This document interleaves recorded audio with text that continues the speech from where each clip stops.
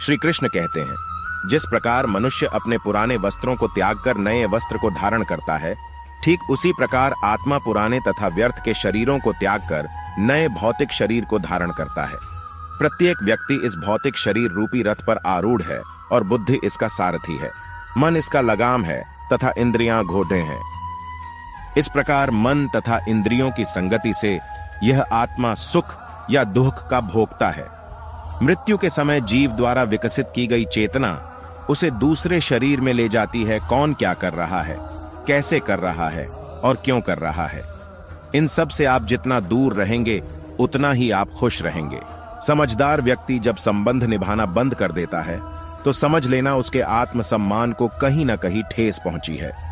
अहंकार, घमंड, क्रोध और निष्ठुरता ये अज्ञान से उत्पन्न हुए आसुरी प्रकृति के लोगों के भ्रूण हैं।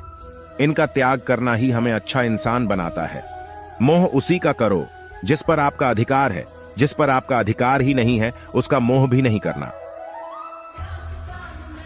विषय वस्तुओं के बारे में सोचते रहने से मनुष्य को उनसे आसक्ति हो जाती है।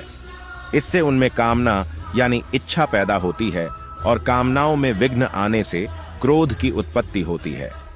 जितना हो सके खामोश रहना ही अच्छा है, क्योंकि सबसे ज्यादा गुनाह इंसान से उसकी जुबान ही करवाती है। मौन सबसे अच्छा उत्तर है किसी ऐसे व्यक्ति के लिए जो आपके शब्दों को महत्व नहीं देता है। बदल जाओ वक्त के साथ या फिर वक्त बदलना सीखो। मजबूरियों को मत कोसो, हर हाल में चलना सीखो।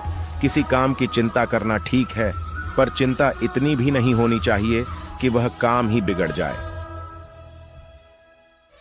श्री कृष्ण कहते हैं, मैं किसी का भाग्य नहीं बनाता, हर कोई अपना भाग्य खुद बनाता है।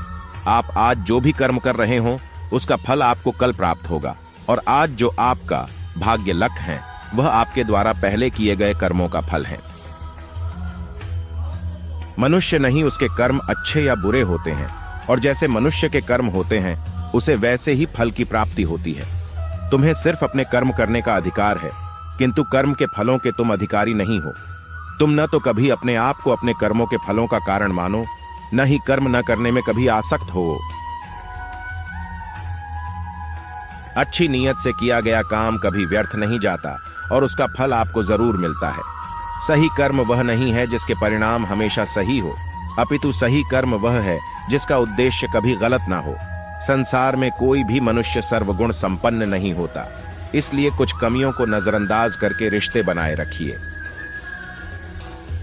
पूर्णता के साथ किसी और के जीवन की नकल करके जीने की तुलना में अपने आप को पहचान कर अपूर्ण रूप से जीना बेहतर है। जब भविष्य धुंधला पड़ने लग जाता है तब आपको अपने वर्तमान में ध्यान केंद्रित करने की आवश्यकता है। कोशिश कर, हल निकलेगा। आज नहीं तो कल निकलेगा। अर्जुन के तीर सा सद मरुस्थल से भी जल निकलेगा। जीवन की सबसे बड़ी गलती वही होती है जिस गलती से हम कुछ सीख नहीं पाते हैं। जब हमारा माइंड यानी कि मन कमजोर होता है और परिस्थितियां समस्या बन जाती है, और जब मन स्थिर होता है तब परिस्थितियां चुनौती बन जाती हैं। जब हमारा मन मजबूत होता है तो परिस्थितियां अवसर बन जाती हैं। मनुष्य की मानवता उसी वक्त नष्ट हो जाती है जब उसे दूसरों के दुख पर हंसी आने लगती है।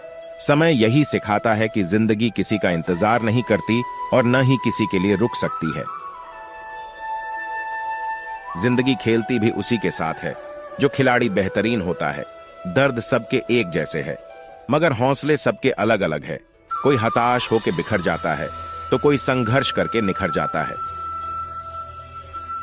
मनुष्य को अपने कर्मों के संभावित परिणामों से प्राप्त होने वाली विजय या पराजय, लाभ या हानि, प्रसन्नता या दुख इत्यादि के बारे में सोचकर चिंता से ग्रसित नहीं होना चाहिए।